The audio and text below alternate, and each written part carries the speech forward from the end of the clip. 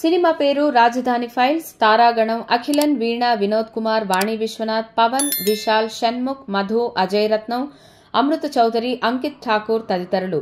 సంగీతం Mani Sharma, cinematographer Ramesh, art director Gandhi, editor Kotagiri Venkateswara Rao, మాటలు అనిల్ అచ్చుగట్ల, రచన దర్శకత్వం భాను, నిర్మాత కంఠంనేని రవిశంకర్, సమర్పణ Himabindu, banner Telugu one productions. విడుదల తేదీ ఫిబ్రవరి 15, 2024. ప్రేక్షకుల హృదయాల్లో ఎప్పటికీ నిలిచిపోయే సినిమాలు అరుదుగా వస్తుంటాయి. అలాంటి అరుదైన సినిమా అనే అభిప్రాయాన్ని ట్రైలర్తోనే కలిగించింది రాజధాని ఫైల్స్.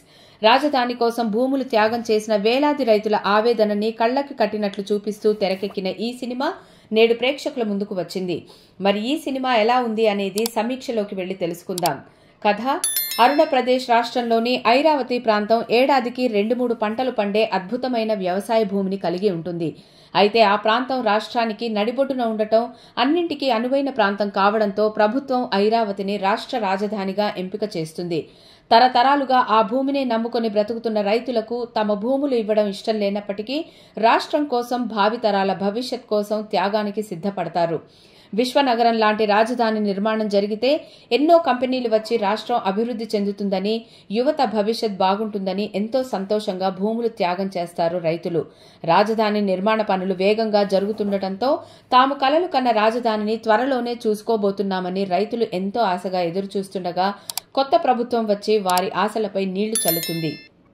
వారి త్యాగాన్ని వృధా చేస్తుంది. ఐరావతి రాజధానిగా ఉంటే గత ముఖ్యమంత్రి పేరే చరిత్రలో నిలిచిపోతుంది, నీకు ఎలాంటి పేరు రాదని తన పొలిటికల్ అనలిస్ట్ చెప్పిన మాటలతో నూతన ముఖ్యమంత్రి 4 రాజధానుల రాగాన్ని ఎత్తుకుంటాడు. దీంతో ఐరావతి రైతులు అహింసా మార్గంలో ఉద్యమానికి దిగుతారు. ఆ ఉద్యమాన్ని అణచడానికి సీఎం, అతని అనుచరగణం చేయని దుర్మార్గం ఉండదు.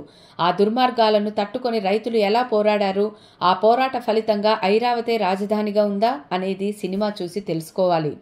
విశ్లేషణ: యథార్థ సంఘటనల ఆధారంగా రాసుకున్న ఈ కథను దర్శకుడు భాను ఎంతో సహజంగా తెరకెక్కించాడు. సినిమాని ఆయన ఎత్తుకున్న విధానం, కథలోకి తీసుకెళ్లిన విధానం చాలా బాగుంది. ఈ సినిమాలో వినోద్ కుమార్, వాణి విశ్వనాథ్ రైతు కుటుంబానికి చెందిన భార్యాభర్తలుగా కనిపించారు. ఎల్లప్పుడూ ప్రజల గురించే ఆలోచించే ఆ దంపతులంటే చుట్టుపక్కల ఎన్నో గ్రామాల ప్రజలకు ఎంతో గౌరవం. కానీ వాళ్ల కుమారుడిగా కనిపించిన అఖిలన్ తీరు మాత్రం తన తల్లిదండ్రులకి పూర్తి భిన్నం. చిన్నప్పటి నుంచి అతనికి జనమన్నా, జనంతో కలిసి ఉండటమన్నా చిరాకు. అలాంటి వ్యక్తి కొత్త ముఖ్యమంత్రి కారణంగా తన వాళ్లు పడుతున్న ఇబ్బందులు తెలుసుకొని తన తల్లిదండ్రులు, ఇతర రైతులతో కలిసి ఉద్యమంలో పాల్గొంటాడు.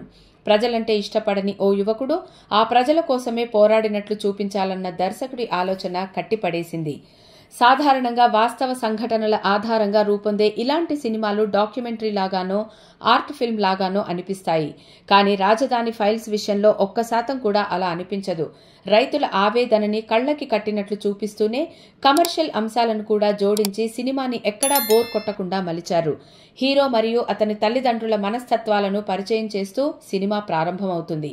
ఆ తర్వాత ఏరువాక సాగారో అంటూ విషాదం పలకరించడానికి ముందు రైతుల సంతోషాన్ని పరిచయం చేశాడు దర్శకుడు.